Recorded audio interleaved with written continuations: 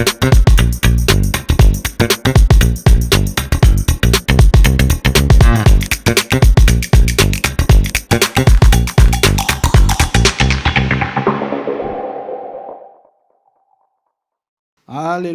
Shalom semuanya. Gambarnya salah. Itu tadi generosity. It's okay. Nanti saya edit. Ya, shalom semuanya. Semuanya baik, amin. Ya, saya boleh minta lampunya supaya kecantikannya semua bisa terlihat. Oh, senyumnya. Senyum dulu kiri kanan dulu. Lihat dulu. Siapa tahu ada maskara-maskara yang netes tadi waktu menyembah Tuhan. Alisnya rusak sedikit supaya diperbarui. Oke.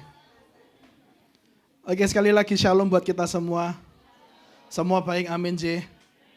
Ya, buat yang mungkin baru pertama kali datang, perkenalkan nama saya Pak Yer, Pastor Yer. Saya ya yang sudah kenal, salam kenal lagi.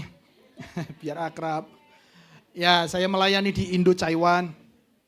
Sebuah pelayanan yang sama dengan kita sesungguhnya, jadi kita bukan pelayanan yang berbeda ya, tolong diingat itu, kita masih sama, satu rumah, satu Tuhan, satu gembala, semuanya sama satu, cuman tempatnya yang berbeda, oke? Karena saya juga menganggap penting keluarga di tempat ini, makanya kemarin baru ulang tahun saya mau merayakan dengan jemaat North Point. Jadi nggak ada yang beda, kita semua sama. Ya, hari ini kita masih mau melanjutkan firman Tuhan, masih daripada seri diutus. Sebelum saya melanjutkan, saya mau tanya dulu, nggak apa-apa, jawab saja jujur. Siapa di sini yang excited dengan firman Tuhan ini, angkat tangan. Yang semangat sekali, senang sekali bisa belajar sesuatu yang baru, angkat tangan. Siapa yang jujur di dalam hatinya, ini khotbah apa sih gitu, angkat tangan. Ya, ada satu, nggak apa-apa, jujur. Saya bisa mengerti firman ini, seri ini mungkin bukanlah sesuatu yang sangat familiar buat kita semua. Gitu ya. Kita kan biasanya berharap ke gereja gitu, semua jawaban doa itu dikasih jaminan melalui firman Tuhan bahwa Tuhan akan jawab. Semua permasalahan yang kita hadapi, kita beriman datang ke gereja, firman-Nya mengenai jawaban daripada apa yang kita gumulkan dan sebagainya. Nah, tetapi seri ini sesuatu hal dari sudut pandang yang berbeda, yang mau saya ingatkan kepada kita semua bahwa diutus adalah sesuatu hal yang penting dalam kehidupan kita sebagai seorang Kristen. Karena ini adalah bagian daripada proses transformasi rohani. Oke? Saya kasih dulu daripada dasarnya. Pastor Ari sudah memberitahu semuanya. Tapi saya mau melihat dasar dari sudut pandang yang lain sebagai kita anak Tuhan. Mungkin kita pernah bertanya bahwa apa sih ujung daripada kita menjadi anak Tuhan? Apa sih ujungnya saya menjadi terus melayani, saya terus belajar firman Tuhan, ujungnya apa sih? Mungkin banyak yang tidak tahu. Tapi hari ini saya mau membuka daripada hal ini. 2 Korintus 5 ayat 17 sampai 21 dikatakan seperti ini. Ini dasar daripada apa yang mau saya buka bersama-sama. Jadi siapa yang ada di dalam Kristus, ia adalah ciptaan baru. Yang lama sudah berlalu. Sesungguhnya yang baru sudah datang. Dan semuanya ini dari Allah yang dengan perantaraan Kristus telah mendamaikan kita dengan dirinya. Dan telah mempercayakan pelayanan pendamaian itu kepada kami. Sebab Allah mendamaikan dunia dengan dirinya oleh Kristus. Belum ikut membaca. Memperhitungkan pelanggaran mereka. Ia telah mempercayakan berita pendamaian itu kepada kami. Lanjut baru 20. Jadi kami ini adalah utusan-utusan Kristus. Seakan-akan Allah menasihati kamu dengan perantaraan kami. Dalam nama Kristus kami meminta kepada kamu, berilah dirimu didamaikan dengan Allah. Dia yang tidak mengenal dosa telah dibuatnya menjadi dosa karena kita, supaya dalam Dia kita dibenarkan oleh Allah.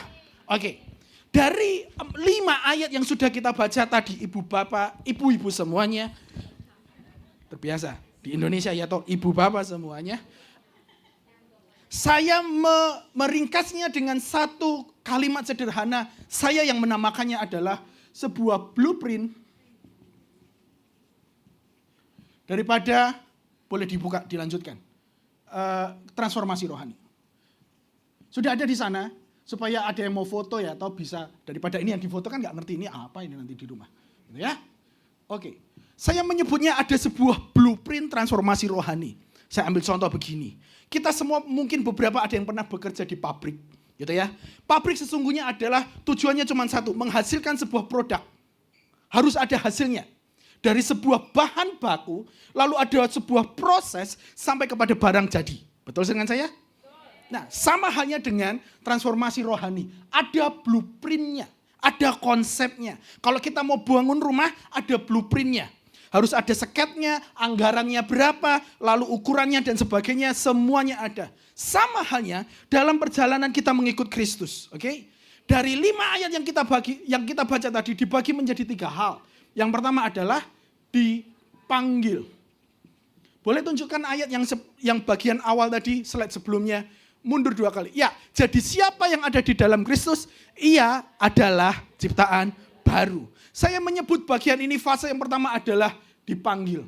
Jemaat Tuhan, kita semua sesungguhnya adalah manusia yang berdosa. Sejak Adam dan Hawa jatuh ke dalam dosa, semua keturunan manusia menjadi berdosa. Mereka kehilangan kemuliaan Allah dan mereka harus masuk kepada neraka. Hanya satu jalan untuk bisa mengalami sebuah keselamatan dalam hidup ini dan kehidupan setelah ini adalah melalui tubuh dan darah Yesus saja. Kalau tidak, kita akan menanggung semua hukum dosa itu dan kita binasa. Itulah kenapa Allah Bapa mengutus anaknya yang tunggal. Yohanes 3:16 berkata, karena begitu besar kasih Allah sehingga oke, cocok. Lalu Yesus juga pernah berkata, aku datang bukan untuk menghakimi, tapi aku datang untuk kepada mereka yang membutuhkan. Bukan yang sembuh yang membutuhkanku, tetapi mereka yang sakit. Itulah kira-kira ayat yang bisa kita baca. Saya simpulkan dengan bahasa saya sendiri. Ini adalah fase daripada kita dipanggil. Kita bertobat itu ada di fase ini. Paham sampai di sini? Kita pernah mengalami ini bukan? Lalu sampai kepada kita dibaptis, kita semua mengalami fase dipanggil. Lalu kemudian tidak berhenti di sana. Setelah kita dipanggil, fase berikutnya yang harus kita pahami yaitu kita diperlengkapi. Disinilah semua pemuritan terjadi. Inilah semua kegiatan rohani yang kita lakukan. Tujuannya cuma satu, untuk diperlengkapi. Doa dijawab, mujizat terjadi. Apalagi? Pengampunan satu dengan yang lain bisa kita alami. Tujuannya cuma satu, untuk diperlengkapi. Saya lanjutkan dulu. Lalu kemudian ini mengarah kepada sebuah fase yaitu diutus. Tadi ayat yang ke-20 berkata, kami adalah utusan Kristus. Jemaat Tuhan, begitu banyak orang Kristen lupa terhadap blueprint transformasi rohani ini. Mengapa sebuah kekristenan mengalami sebuah kekristenan yang sangat semu dan menjenuhkan? Karena mereka hanya berpikir, bagaimana saya bisa mendapat lebih banyak dari Tuhan. Pernah lihat orang Kristen tengah jalan lalu tiba-tiba pindah kiblat? Atau marah kepada Tuhan? Atau marah kepada pendetanya dan sebagainya. Karena mereka berpikir segala sesuatunya adalah soal apa yang mereka dapatkan. Tetapi jangan lupa, semua yang kita dapatkan di sini, itu memperlengkapi kita supaya kita bisa diutus. Saya kasih contoh. Kasih contoh ya, supaya sederhana. Mau sebutkan siapa? Mari kita sebutkan bersama-sama. Musa saja. Kita semua tahu siapa Musa. Musa dipanggil bukan? Dia dipisahkan khusus. Lalu akhirnya dia diperlengkapi sampai kepada hidup bersama dengan anak daripada Potifar. Firaun, benar ya? Anak siapa dia? Ratu siapa itu? Akhirnya di Firaun ya. Lalu akhirnya dia hidup di sana, belajar di sana, dia bertumbuh di sana, makan di sana. Lalu Allah memanggil dia, ada sebuah panggilan untuk pada akhirnya mengeluarkan bangsa Israel dari Mesir kepada tanah Kanaan. Betul? Siapa lagi? Saya pernah mengkhotbahkan ini di ibadah tengah minggu. Maria Magdalena saja saya ambil contoh. Seseorang yang dikuasai oleh roh jahat, jumlahnya berapa? 7. Dia dipanggil oleh Yesus. Lalu dia mengikuti pelayanan Yesus. Dia mengikuti apa yang Yesus lakukan. Dia diperlengkapi oleh Yesus. Lalu dia diberitahukan oleh Yesus waktu Yesus bangkit. Jangan pegang aku. Pergi kepada saudaraku. Dia pergi. Siapa lagi? 12 murid Tuhan Yesus. Semuanya dipanggil secara khusus menjadi murid. Lalu mereka diperlengkapi selama 3,5 tahun dalam pelayanan Yesus. Mereka kemana? Ya ada sih yang tidak lanjut, tetapi paling tidak mereka berhasil membangun gereja.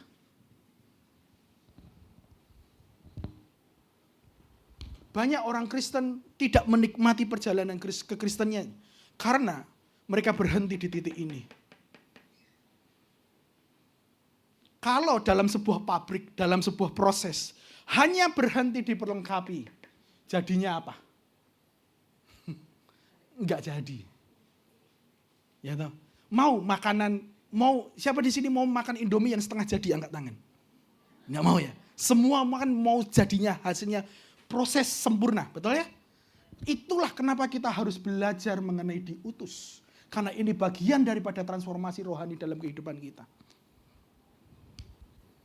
Jadi semua yang engkau nikmati adalah sebuah perlengkapan supaya engkau bisa menjangkau orang lain, memberkati orang lain, menolong orang lain. Dipanggil engkau adalah seorang yang murid baru. Tapi kalau engkau sudah diperlengkapi, engkau dimuridkan, betul ya? Lanjut aja di sana. Lalu setelah dimuridkan, engkau akan diutus dan engkau akan memuridkan. Kemarin saya baru saja memulai Kingdom Devotion daripada Titus. Saya ambil lagi contoh satu, Titus. Titus adalah seorang Yunani yang tidak percaya kepada Tuhan. Lalu bertemu dengan Paulus, dilayani oleh Paulus. Lalu Titus ikut Paulus, mengikuti pelayanan dan sebagainya. Pada akhirnya ada sebuah kebutuhan dari sebuah gereja yang berada di Kreta. Titus, aku meninggalkan engkau di Kreta karena ada sebuah tugas yang harus engkau selesaikan. Dan pilihlah penatua-penatua. Itu semua untuk menyelesaikan pengutusan yang ada di dalam dirinya. Setelah Kreta selesai, dia lanjut kepada kota lain. Karena tidak berhenti. Dia sudah dipanggil dan diperlengkapi untuk bisa diutus melayani orang lain. Jemaat Tuhan, di manakah fase Anda pada hari ini? Kalau engkau belum merasa Kristus adalah Tuhan dan Juru Selamatmu, hari ini Yesus memanggil engkau untuk masuk menjadi bagian kerajaan Allah. Dia mau memberikan sebuah kehidupan berkelimpahan. Pencuri datang hanya untuk mencuri, membunuh, dan membinasakan. Tetapi aku datang untuk memberikan engkau kehidupan yang berkelimpahan. Ada sebuah panggilan untuk Anda yang belum percaya kepada Tuhan. Baik yang di ruangan ini maupun yang ada di live stream. Engkau dipanggil Allah untuk menjadi bagian kerajaan Allah. Dan kita semua yang ada sudah di bagian kerajaan Allah ini. Kita adalah murid. Kita perlu diperlengkapi. Kita perlu dimuridkan. Maka dari itu ada Kingdom Group. Di Kingdom Group jangan hanya repot soal arem-arem, lauknya apa, nasinya apa. Jangan. Kingdom Group adalah untuk engkau diperlengkapi dan dimuridkan. Yang setuju katakan amin. Kalaupun lauknya, sayurnya kering hari ini gak usah berantem gitu ya. Atau sekarang basah banyak kuahnya, gak usah dipusingkan. Itu hanya sarana supaya ketika kita bahas firman, perut kita gak kelaparan. Supaya bisa fokus, setuju? Tetapi inti semuanya adalah kita sedang diperlengkapi. Dan pada akhirnya kita akan diutus satu-satu. Itulah kenapa para PI ada. Itulah kenapa para Kingdom Group ada. Pemimpin Kingdom Group ada. Supaya kita bisa naik level. Jadi saya sesungguhnya selalu melihat jemaat Tuhan ini adalah calon-calon pemimpin Kingdom Group. Bayangkan saja kalau ini semua menjadi pemimpin Kingdom Group. Berapa jumlah kita untuk bisa menjangkau orang Indonesia yang ada di Hong Kong ini. Yang amin coba ibu dok di depan. Kayaknya ragu. Aku pemimpin itu. Yang setuju katakan amin. Situ lagi imannya. Kita semua harus mau sampai diutus. Yang setuju katakan amin. Itulah kenapa kita diutus, supaya kita yang sudah diperlengkapi ini bukan hanya fokus kepada diri kita, tetapi juga bisa fokus kepada jiwa-jiwa. Blueprint transformasi, selanjutnya slide-nya saja supaya tahu. Sekali lagi, kita diutus, kita dipanggil menjadi murid baru, lalu kita dimuridkan supaya diperlengkapi, dan kita bisa diutus untuk bisa memuridkan orang lain. Hari ini kita mau menjawab 2 pertanyaan saja.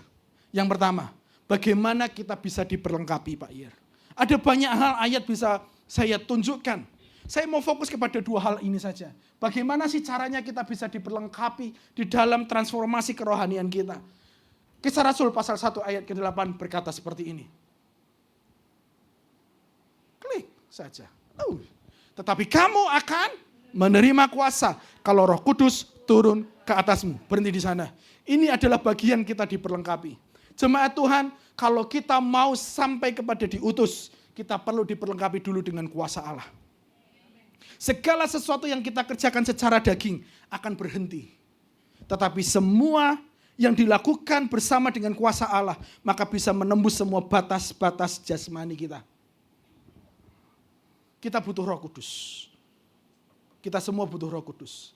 Itulah kenapa Allah bukan hanya memulai bagian daripada misinya, tetapi dia juga memberikan sebuah perlengkapan supaya kita bisa berhasil dalam setiap pelayanan kita. Kita akan menerima kuasa ketika Roh Kudus turun atas kita. Dengan kekuatan kita sendiri, semua yang kita lakukan tidak akan cukup. Dengan kekuatan kita sendiri, strategi terbaik apapun yang kita sudah susun, semua bisa berhenti di tengah jalan. Dengan kekuatan kita sendiri, maka kita hanya bisa terbatas dengan setiap apa yang kita miliki secara jasmani. Kita membutuhkan kuasa Tuhan. Kita membutuhkan Roh Kudus. Kita membutuhkan pertolongan Tuhan. Supaya terjadi perkara-perkara yang ajaib seperti apa yang sudah kita nyanyikan tadi. Ya, Allah yang besar, Allah yang ajaib, Allah yang mulia. Itu semua bisa terjadi dalam pengutusan kita. Kalau Roh Kudus itu turun atas kita semua. Kalau Roh Kudus bekerja, maka yang mustahil menjadi mungkin. Yang tidak ada menjadi ada. Jadi hari ini bagian yang pertama dulu. Bagaimana kita supaya bisa diperlengkapi. Salah satunya adalah terimalah Roh Kudus.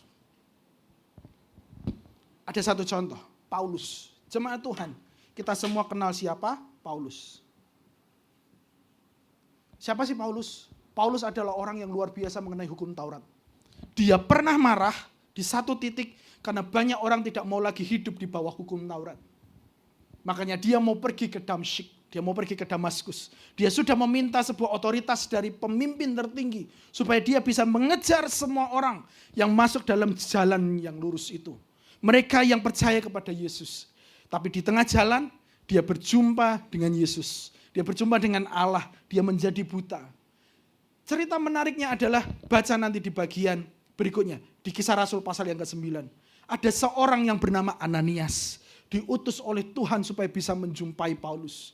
Tujuannya cuma satu, supaya Paulus bisa diperlengkapi. Ini ayatnya.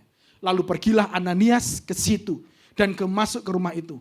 Ia menumpangkan tangannya atas Saulus. Katanya, Saulus saudaraku, Tuhan Yesus yang telah menampakkan diri kepadamu di jalan yang engkau lalui itu. Apa? Lanjutnya. Telah menyuruh aku kepadamu supaya engkau dapat melihat lagi dan penuh dengan Roh Kudus. Paulus diperlengkapi dan setelah itu dia diutus. 2/3, 1/3 dari apa yang kita baca di Perjanjian Baru, hasil daripada pelayanan seorang Paulus. Hari ini pun kita masih bisa diberkati melalui kehidupannya, melalui pengajarannya, melalui tulisannya. Dia diperlengkapi.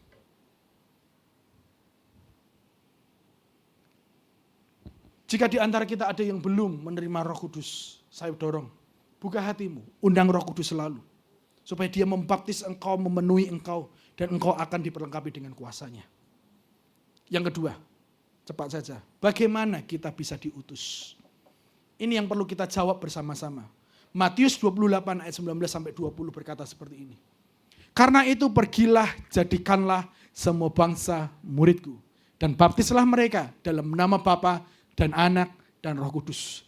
Dan ajarlah mereka melakukan segala sesuatu yang telah kuperintahkan kepadamu. Dan ketahuilah, aku menyertai kamu senantiasa sampai kepada akhir zaman. 4 hal ini adalah bagian daripada kita bisa diutus. Ketika kita masuk fase diutus, kita masuk proses diutus.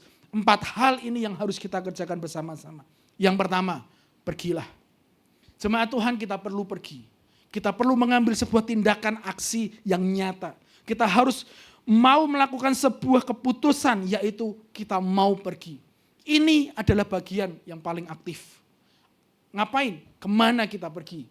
Kita memberitahu di Kisah Rasul 1 ayat 8b tadi berkata bahwa, dan kamu akan menjadi saksiku di Yerusalem, Yudea, Samaria, sampai kepada ujung bumi. Yang pertama, apa sih Yerusalem kita? Terkadang kita nggak tahu ya, tahu apa sih Yerusalem kita. Saya menulisnya seperti ini. Kemana kita harus pergi? Yang pertama ke Yerusalem. Yerusalem adalah tempat segala sesuatunya dimulai. Tempat di mana Yesus memberikan amanat agung ini kepada murid-muridnya. Tempat di mana murid-muridnya dibaptis dan Roh Kudus. Dalam Roh Kudus sebelum mereka diutus. Dan tempat lahirnya gereja. Jadi Yerusalem adalah titik terdekat daripada kehidupan kita. Kalau saya menyebutkannya adalah, bagi kita itu adalah lingkup pengaruh kita secara langsung. Baik itu teman, keluarga, tempat kerja, dan gereja. Sudahkah kita menjangkau orang-orang terdekat sekitar kita? Adakah di antara ini yang belum percaya kepada Tuhan? Masihkah engkau punya beban untuk mendoakan mereka supaya ada pemulihan dalam kehidupan mereka? Atau engkau acuh saja, fokus kepada pekerjaanmu sendiri? Jemaat Tuhan, Alkitab memberitahu, kita harus pergi orang yang ada di sekitar kita. Doakan mereka. Perkenalkan siapa Yesus itu. Beritahu apa yang sudah engkau alami bersama Yesus. Mereka perlu juga diselamatkan. Orang tua saya selalu memberitahu saya sejak kanak-kanak, Mas, ke gereja itu bukan seperti mau kita ke pasar, bisa boncengan. Itu urusan pribadi. Kalau engkau tidak mau datang pribadi kepada Tuhan, maka enggak jadi. Cuman papa mama yang masuk surga, kita berpisah setelah dia datang. Sama halnya mau saya katakan buat kita semua. Kalau engkau tidak mengusahakan segera mendoakan, mencari cara, melihat kesempatan, engkau akan berpisah dengan orang-orang yang engkau kasihi. Kau mungkin bisa tertawa dengan orang tuamu hari-hari ini mungkin. Tapi kalau sudah waktunya itu datang, mereka akan menderita selama-lamanya. Sebelum waktu terlambat, ajak mereka, kenalkan Yesus. Karena kita perlu menjangkau teman, keluarga, tempat kerja, bahkan gereja. Loh Pak, kok gereja? Bukankah di sini kita semua masuk surga? Bisa di satu titik mereka akan meninggalkan gereja. Itulah kenapa kita harus terus bersekutu. Jangan sampai domba yang ada itu diambil oleh serigala. Dimakan oleh serigala. Maka dari itu kita terus menjangkau mereka. Masalahnya ini selalu, apa bahasanya ya? Selalu tersingkirkan. Udahlah, saya percayalah bapakku masuk surga, aku percayalah anakku semua dan masuk surga. Oke, saya tahu. Tetapi juga seringkali kita menjadi batu sandungan buat keluarga kita, bukan ya? Kita di luar, nama kita wangi sekali. Ada satu ayat berkata seperti ini. 2 Korintus 2, 14-17. Tetapi syukur bagi Allah yang dalam Kristus Yesus selalu membawa kami di jalan kemenangannya. Dengan perantaraan kami ia menyebarkan keharuman, pengenalan akan dia di mana-mana. Sebab bagi Allah, kami, ini adalah Paulus beserta teman-temannya, adalah bau yang harum dari Kristus. Di tengah-tengah mereka yang diselamatkan dan di antara mereka yang binasa. Pertanyaan saya, Anda bau harum Yesus atau tidak? Setiap hari. Atau sudah mulai amis?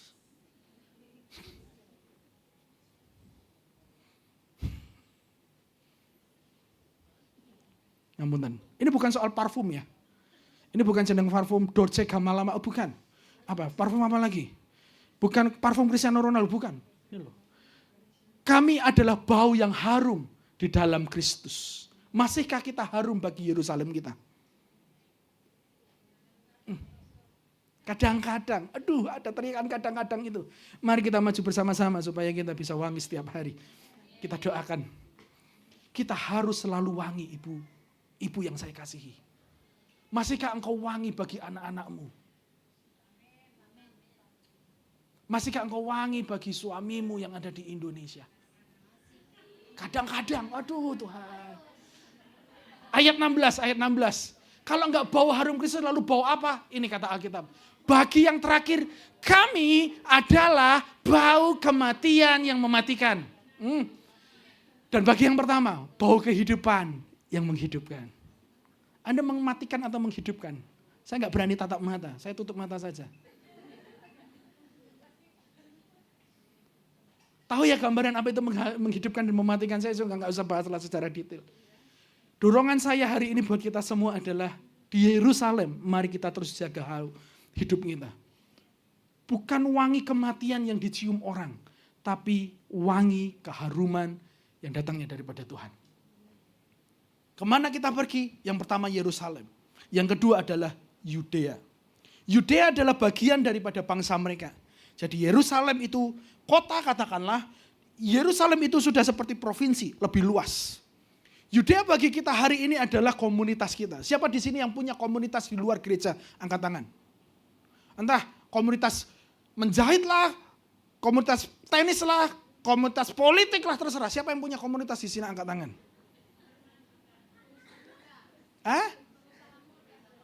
Ya apapun itu namanya, masak-masak juga boleh, komunitas dari Medion, dari Cilacap, Karmu lah. Pokoknya komunitas, angkat tangan. Jangkau mereka. Bawa mereka kepada Tuhan. Kita berkati kota ini. Kita berkati negara di mana kita tinggal. Karena masih banyak yang harus merasakan kasih Tuhan. Kalau tinggal di Hong Kong semakin lama, jangan semakin seperti orang Hong Kong. Jadilah semakin serupa dengan Kristus. Ada sedikit sesuatu yang saya rasakan ketika saya Hong Kong. Satu hal yang saya rasakan ketika ada di Hong Kong adalah orang Hong Kong itu sangat egosentrik lah saya mau bisa bilang. Khususnya kalau mereka mau menguasai lift. Jengkel sekali. Ketika mereka butuh, mereka lari dan serobot. Tapi kalau orang lain butuh, ditutup dan... Betul gak saya?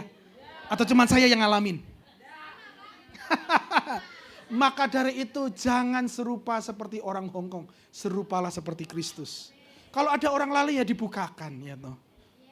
Jangan pura-pura tutup mata atau lihat handphone. Dibuka, kasihan sudah ngos-ngosan. Tapi kalau diserobot kita punya lain, ya jangan marah. Tuhan Yesus memberkati, silahkan jalan lebih dahulu. Setuju dengan saya? Karena menjangkau tidak harus kita ngomong pakai ayat dan sebagainya. Enggak, kehidupan kita sehari-hari adalah bagian kita bisa pergi menjangkau kota Hong Kong ini. Amin. Yang ketiga, siapa sih yang harus kita jangkau? Kita memberitahu, Yerusalem, Yudea. Yang ketiga adalah Samaria. Samaria, orang Samaria adalah orang-orang yang tidak akur atau bermusuhan dengan orang Yahudi. Ada yang memberitahu bahwa seperti sepupu lah. Dan orang Yahudi membenci orang-orang Samaria. Kemarin Mas Ari sudah memberitahu ya soal perempuan Samaria yang duduk di Pacific Coffee ya. Bukan, di sumur. Dia kan kaget, ngapain aku ngasih kamu minum? Kita kan gak bersahabat, betul? Kita memberitahu jangkau mereka. Dan apa sih Samaria bagi kita? Itu adalah musuh kita. Saya gak akan tanya siapa yang punya musuh. Pasti ada yang mau angkat tangan. Tetapi mari kita doakan setiap musuh yang ada di dalam kehidupan kita.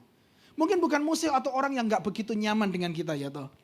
Atau orang-orang yang membenci kita sebagai seorang Kristen. Mari kita jangkau mereka. Atau orang-orang yang tidak nyaman dengan kita karena alasan sejarah atau masa lalu. Mungkin kita punya konflik keluarga di Indonesia, betul kan ya? Betul ya? Adalah pasti. Udah jangan temenan sama Pak D itu. Pak D itu dulu, ya ampun. Gitu. Lalu kita menjadi tidak nyaman, tidak mau datang ke Pak D itu. Ada yang begitu? Justru jangan kita hindari. Kita memberitahu, jangkau mereka. Jangan hanya duduk dengan poso. Jangan hanya duduk Jawa dengan Jawa karena Anda nyaman, bukan. Mulailah melihat komunitas yang lain, tempat yang lain. Karena itulah kita dipanggil. Bukan hanya yang cocok dengan kita. Kalau kiri kanan ini pastilah semuanya ini akrab ya toh. Makanya mau sebelahan. Tapi kalau yang seberang sana. Coba lihat, saling berseberangan dulu lihat. Akrab enggak? Atau ada yang mulai tidak nyaman? Coba dilihat. Kalau ada, bertobat.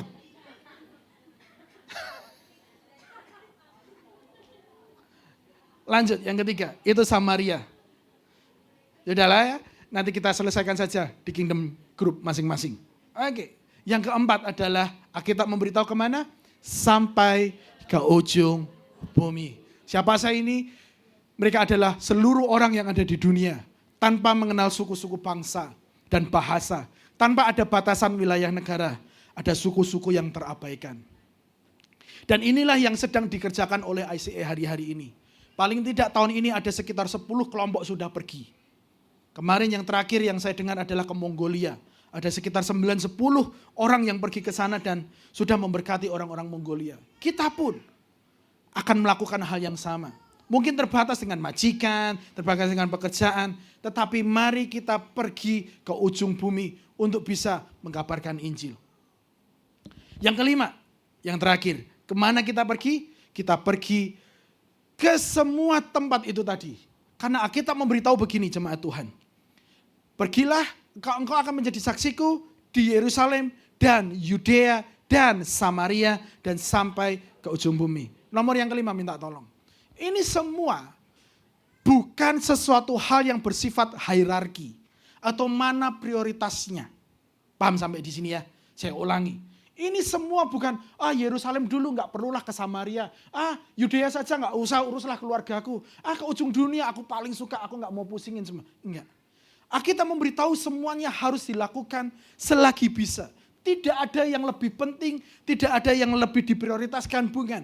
Dimanapun kita berada, selagi ada kesempatan. Kalau bisa ke ujung dunia kita pergi. Kalau kita harus masih fokus kepada keluarga, ya kita lakukan keluarga. Kalau kita harus pergi ke komunitas, kita lakukan komunitas. Apapun kesempatan yang ada di hadapan kita, Alkitab memberitahu, pergi dan jangkau mereka. Nanti jangan bilang sama Pak Ari, Pak Ari aku gak bisa pergi ke ujung dunia. Gajiku gak cukup dan sebagainya. Tuhan memanggil kita semua untuk pergi ke semua ini. Selagi ada kesempatan, kita harus ambil kesempatan. Gak tahu Pak Ari sudah umumkan belum? Tanggal 1 kita akan berencana melakukan perjalanan misi. Sudah? Betul. Beri waktumu. Sanajan cuma Makau gitu ya toh. Kedip gitu saya udah nyampe gitu ya toh. Kalau ke Jawa Timur kan susah ya toh, buktinya dibatalkan. Udah pengennya mau ke Thailand gitu. Itu kan harus kedip 2 kali baru sampai, tik gitu baru sampai Bang. Ini cuma ke Makau. Saya mendorong, yuk kita pergi bersama-sama, rame-rame kita untuk bisa menjangkau orang Indonesia yang ada di sana. Setuju katakan amin. Amin, amin. Setelah kita pergi yang kedua adalah jadikan murid. Khotbahnya panjang ya Pak Pendeta, sabar, masih ada 10 poin lagi. Jadikanlah murid. Definisi murid adalah seseorang yang menerapkan apa yang diajarkan oleh gurunya. Jadi murid Yesus yang sejati tidak hanya belajar tentang Yesus, tetapi mulai bertindak seperti Yesus. Artinya semakin serupa dengan Kristus. Anak saya baru saja masuk di fase murid baru. Dia baru sekolah seminggu gak sampai. Ya seminggu gak sampai karena ada banjir kemarin. Kalau gak ada banjir ya seminggu full. Satu hal yang dilakukan oleh guru sederhana. Berulang-ulang kali mengajarkan hal yang sama setiap hari sampai dia bisa. Saking sederhananya saya cuma tepok jidat bayar mahal-mahal cuma belajar gimana minum dari cangkir supaya tidak basah. Tuhan Yesus tolong. Belajar minum bayar mahal-mahal di Hongkong ini. Setiap hari ketika saya jemput gurunya cuma bilang, Moriel tidak minum hari ini. Tuhan. Lalu saya bawa pulang saya ajari Moriel minum. Moriel minum. Tuhan Yesus. Karena dia selalu pakai botol. Dia semangat aman. Tapi di sekolah kan harus pakai cup. Seminggu cuma belajar minum. Bayangkan. Tapi tujuannya cuma apa? Supaya dia sampai bisa. Makanya perlu diulang-ulang.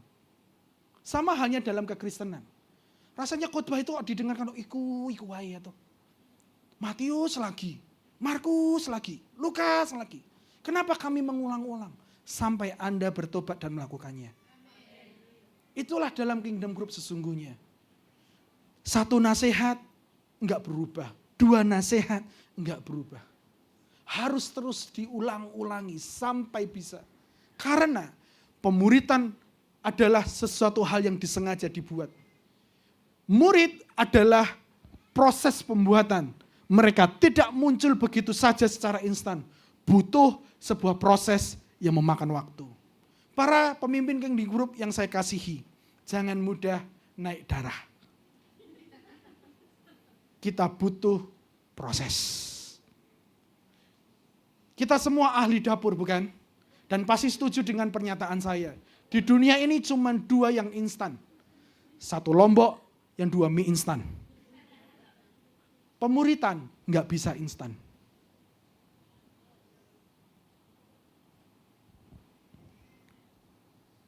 Butuh proses. Pemuritan adalah sebuah perjalanan iman bersama melalui sebuah hubungan. Itulah yang Yesus lakukan 3,5 tahun. Hidup bersama-sama, makan bareng, minum bareng, nangis bareng, marah bareng. Semuanya bersama-sama. Toh begitu pun masih ada 1 yang ketinggalan. Tapi Yesus apa katanya? Dia tetap mengasihi. Tetap kok dibasuh kakinya. Apakah Yesus tahu apa rencana Yudas Iskariot? Tahu. Tapi dia masih mengasihi. Mari kita semua terus melakukan pemuritan bersama-sama. 4 esensi terpenting dalam sebuah pemuritan. Yang pertama adalah firman Tuhan. Pastikan dalam kehidupan kita sebagai sebuah pemuritan, kita harus selalu berbicara mengenai firman Tuhan. Jangan ngomongin film, jangan ngomongin gosip, ngomongin firman Tuhan. Firman Tuhan yang membuat engkau bertumbuh. Firman Tuhan yang membuat engkau semakin erat. Bukan hikmat manusia. Yang kedua, umat Tuhan bagian terpenting.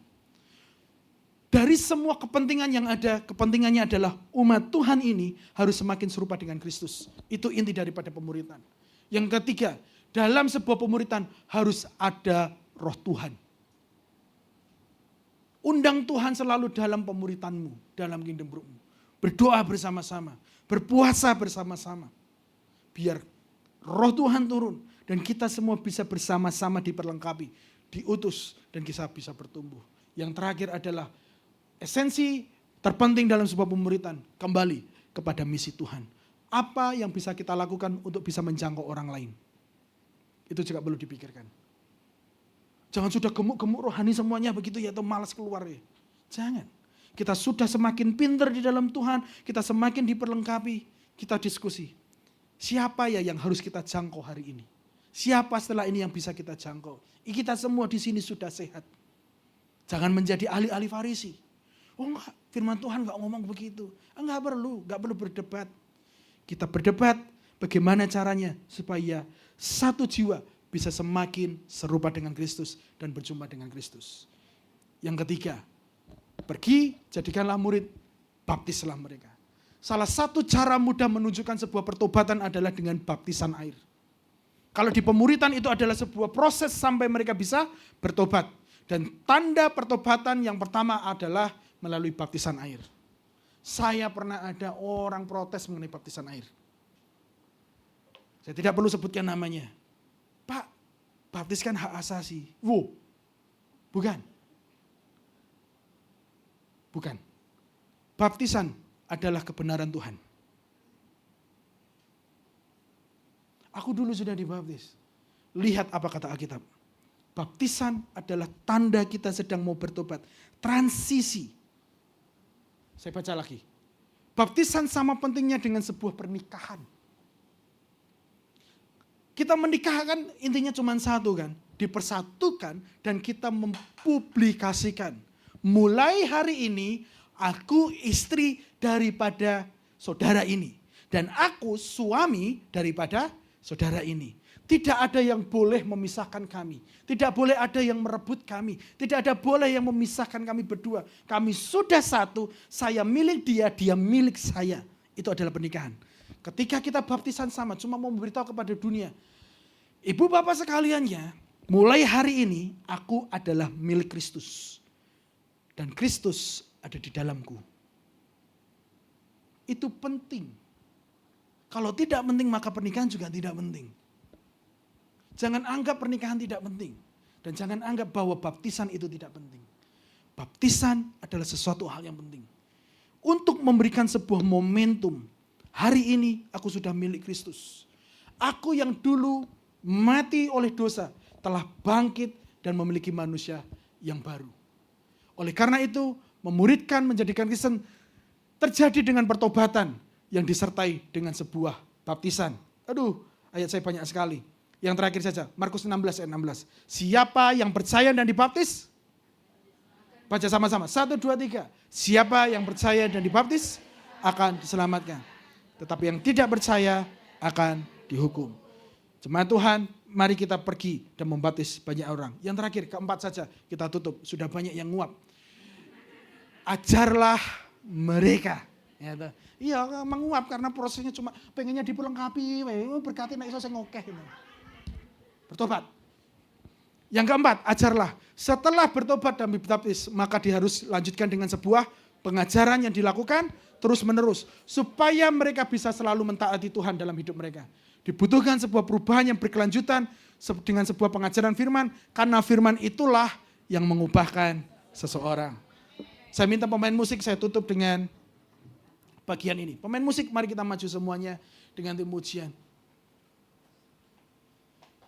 Banyak orang berpikir bahwa bagaimana saya bisa hidup dengan diri saya. Dan banyak orang juga ragu, takut mengenai melakukan proses pengutusan ini. Ibu-ibu yang saya kasih bahwa Alkitab sudah memberikan jaminan. Kalau kita mau keluar, sesungguhnya ada penyertaan yang daripada Tuhan. Ayat yang terakhir tolong ditunjukkan. Lalu murid-muridnya pergi memberitakan kabar keselamatan ke segala tempat. Roh Tuhan, Yesus menyertai mereka masing-masing. Penyertaannya dengan apa? Dengan membuat banyak keajaiban sebagai bukti bahwa berita keselamatan yang mereka kabarkan itu sungguh benar. Kalau engkau mau melihat perbuatan ajaib, pergilah dan jangkau banyak orang. Karena ada roh Tuhan yang akan melakukan perkara ajaib itu. Banyak orang tidak melihat perkara ajaib karena mereka cuma mau fokus tentang dirinya. Tapi kalau mau kakinya keluar, menjangkau orang, roh Tuhan menyertai dan melakukan tanda-tanda ajaib dalam kehidupan. Saya mau mendorong buat kita semua. Jangan hanya fokus diperlengkapi saja. Jangan hanya fokus, Tuhan, aku punya masalah ini, masalah ini, masalah ini. Ketika kita diutus, sesungguhnya kita mau sedang memberitahu, Tuhan, aku bersyukur atas semua yang sudah aku terima. Semua yang aku miliki sudah cukup. Sekarang pakai aku untuk bisa memberkati orang lain. Dan ketika kita mau mengatakan, Tuhan utus aku, kita sedang berkata, Tuhan, Engkau yang akan membela kebutuhanku. Engkau yang akan mengerjakan semua yang aku butuhkan. Karena aku lebih memprioritaskan apa yang menjadi pekerjaan Tuhan. Hari-hari ini jemaat Tuhan, sekali lagi saya mau mendorong. Masihkah kita memiliki sebuah belas kasihan buat jiwa-jiwa yang tidak percaya kepadanya? Mereka yang tersesat, mereka yang dibutakan, mereka yang tidak mau apa jalan keluarnya. Mari kita datang membawa terang itu dalam hidup.